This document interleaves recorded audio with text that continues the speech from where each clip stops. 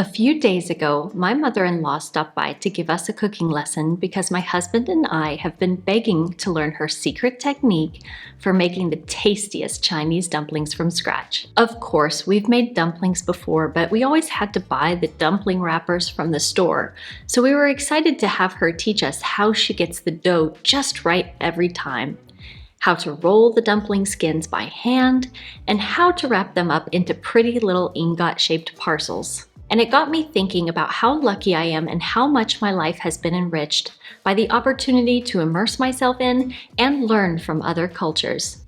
大家好，我叫 Marissa, and I am a minimalist YouTuber who also happens to be what's known as a 洋媳妇, which means foreign daughter-in-law in Mandarin Chinese. And today I wanted to share with you 8 Asian habits that I've picked up over the past 20 years that have made my life better, happier, and healthier. And I'm calling them Asian habits because while I picked up a lot of these habits from my husband and my in-laws, I know that plenty of these habits are also found in other Asian cultures. And I was also introduced to a few of them before I even met my husband from the friends and the roommates that I had in graduate school who came from all around the world, including Korea, Japan, Taiwan, Indonesia, India, and more. Habit number 1 is cooking with the freshest ingredients. When my oldest son was only 3 months old, we moved to live in Shanghai, China for 2 years. And one thing that I noticed while we were living there is how people would go shopping for fresh food almost on a daily basis. First of all, the refrigerators are much smaller in China, and I would say that the refrigerator that we had in the furnished rental that we lived in there was probably like 1/3 of the size of the one that we were used to in the United States. On top of that, being in the city meant we had access to so many more stores and markets with an emphasis on fresh ingredients, and you could find things like fresh fish, crabs, and all sorts of amazing fruits and vegetables within a close walking distance. Compare that to when we lived in New Jersey, and if I wanted to go to the grocery store, that meant I had to get in the car and I would have to drive 15 or 30 minutes to go to the grocery store, so I wasn't always able to make such frequent trips for fresh ingredients, and I would need to buy a lot more groceries on each trip. Now that we've reunited with my husband's family here, we've once again adopted this habit. Sometimes we even go foraging for edible plants and fruits in the forests and along the riverbanks. And my personal favorite time to forage is right before spring, when the forests are overflowing with wild onions, which we collect and then make into all sorts of tasty foods, like these Chinese steam buns called 包子. And we also use them to make meat and green onion dumplings, or 饺子, which is what we were making when my mother-in-law came over the other day. There's something so refreshing and wholesome about cooking foods that you've gathered with your own hands, and it's something that I truly appreciate the chance to learn from my Chinese mother-in-law. I also try to substitute fresh ingredients for canned whenever possible in recipes. I know I grew up eating a lot of canned foods like canned raviolis and microwave dinners. Like, I don't know if you remember those banquet turkey microwave dinners, but that is like the taste of my childhood right there. But now myself, I try to use fresher ingredients. So like, for example, if I'm making chili, not only am I adding fresh peppers and onions, but I also, instead of using canned tomatoes, will dice tomatoes by hand and break them down to make the soup base. And then I don't have to use the canned tomatoes for the chili soup, and then we eat fresh bread. So you can see how we've kind of just tried to integrate fresher ingredients into our recipes. Number 2, eat slowly. I've always been a fast eater, which isn't necessarily a good thing. Because when you eat fast, a lot of times you end up eating a lot more food than your body needs, since it takes around 20 minutes for our stomachs to send out the signal, I'm full, to our brains. So I was actually introduced to this habit of slow eating when I first visited China with my husband in 2010, and we went to the village where my husband grew up, and we were meeting up with some of his extended family members there. And so we were sitting at a Chinese restaurant around the very standard circular Chinese dinner table. And at that time, I didn't speak Mandarin Chinese, so I wasn't really able to communicate very well with the people around me. So I was eating probably even faster than usual. And my husband's cousin had a little girl. I think she was probably around like 4 years old. And she looked at me and with the most serious expression on her face said, 阿姨,慢吃. And I asked my husband, what does that mean? And so he translated it for me, and 慢吃 literally means slow eat. So basically she was telling me to eat slowly. Now this is something that's often said around dinner tables, and usually it's a way of kind of saying enjoy your meal, kind of similar to how the Japanese have the habit of saying itadakimasu before they eat their meals to express gratitude for the food. However, as it was in my case, sometimes it's also said as a way to tell you that you're eating too fast and to remind you to slow down, which is a way of them to show care to you because they feel like it is bad for your health to eat so fast. And science actually backs up this idea because the benefits of slow eating have been found to include better digestion, being more satisfied with your meals, and making it easier to lose weight as well as keep it off. I definitely found this to be true because not only did I used to be a fast eater, but I also used to be a binge eater. And I found that when I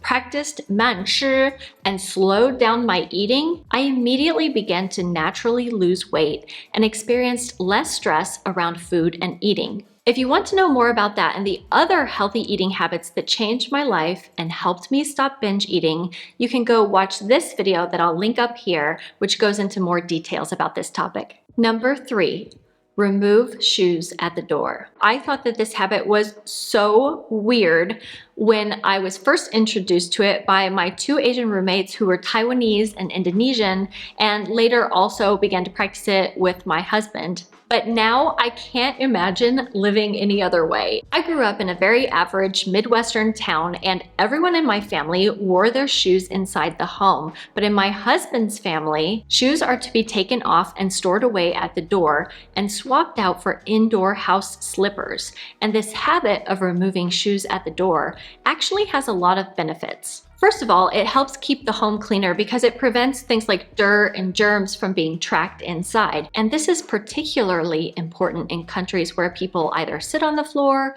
or put their bedding on the floor. Now, we don't sleep on the floor, we don't put mattresses on the floor, but we do sit on the floor, and my kids also play on the floor. So having a clean floor is super important to the health and hygiene of my family. And it's also a sign of respect for guests that are coming into a household to take their shoes off at the door. So to make our guests comfortable, we always make sure to have a nice selection of indoor slippers that they can put on after they've taken their outdoor shoes off and left them in front of the door. Storing shoes away also helps keep our entryway tidy, which leads me to the next habit on this list, which is to clear the entryway of clutter. Keeping the entryway clear of clutter is a very important principle in feng shui. And feng shui is an ancient Chinese practice that involves arranging living spaces in a way that promotes positive energy flow, also known as qi. In feng shui, it is believed that a cluttered and cramped entryway can block the flow of positive energy and good qi into your home, while an open and inviting entryway can promote good energy and fortune. The Chinese word for this area is menkou,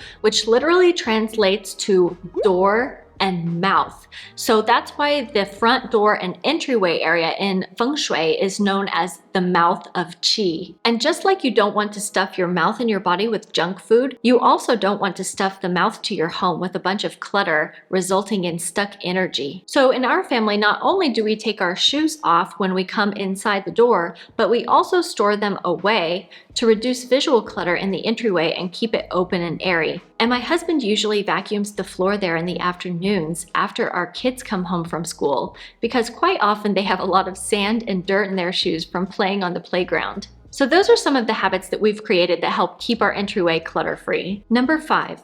Balance yin-yang energy. Along with feng shui, another life principle that I learned from my husband is this idea of balancing yin and yang. Yin-yang is a Chinese philosophy that describes the opposite yet interconnected forces of the universe, such as light and dark, hot versus cold, male, female, positive and negative, and so on. Neither of these things are good or bad on their own, but having either too much or too little of either one can result in imbalances that throw your life out of alignment. Let me ask you, have you ever eaten too many oranges and then your mouth got irritated, or maybe you even got canker sores afterwards? Well, if you've ever had this happen to you, according to Chinese medicine, what happened is that eating too much acidic foods created an imbalance of yang energy, or an excess of hot and masculine energy, which led to your body having too much heat, otherwise known as 上火 in Chinese. Now, I'm definitely not a master of Chinese medicine, but after having learned the principles of yin and yang, I'm much more aware of how the kinds of foods that we eat and the way that we live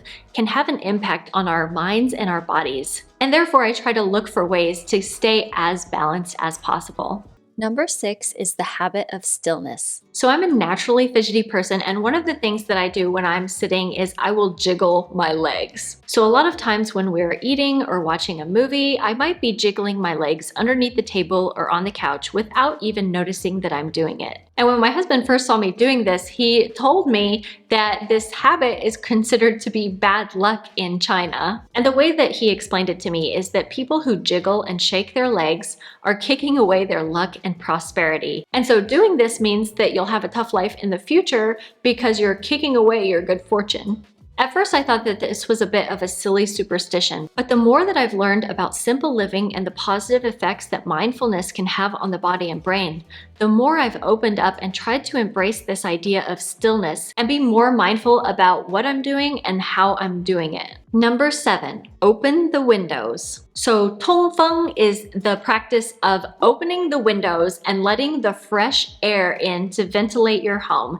And this is one of the habits that I had the most difficulty with, not because I hate fresh air or anything like that, but because my husband even wants to open the windows in the winter, which is A, really cold, and B, feels like you're wasting energy and driving up heating costs to reheat your home. Do you know what temperature it is? 30. And yet we're still opening the doors to 通风. Yes. This is what we need to do when Daddy opens the doors. This is how we stay warm.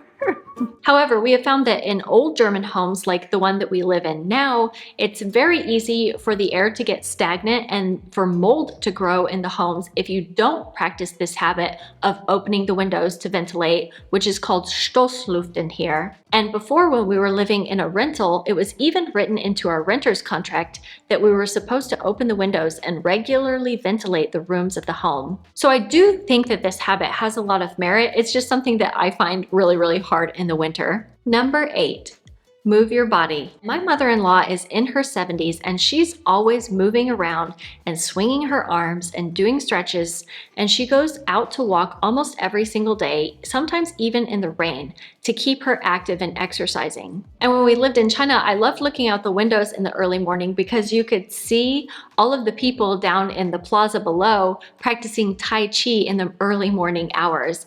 And then in the evenings, older ladies would gather together to dance in the park. I think it's a lot like square dancing, or actually it reminded me a lot of the country line dancing that I used to do with my friends back when I lived in Indiana. I think Americans in general are a lot more sedentary compared to my Asian relatives and friends, so I've definitely appreciated this habit of making movement and exercise a fun part of our daily life. And my husband and I try to take long walks together a few times a week when the weather is nice, which is not only good for our bodies, but also gives us time to chat and strengthen the bonds of our relationship. If you've made it this far and you have an amazing habit to share that you didn't hear me mention in the video, I would love to have you go down to the comment section and drop me a comment and let me know what habits do you practice that have made your life better, happier, and healthier. And also, if you've enjoyed this video or found value in it, I would love to have you hit that like button and maybe consider going down and hitting the little red subscribe button and ringing the bell to turn on all notifications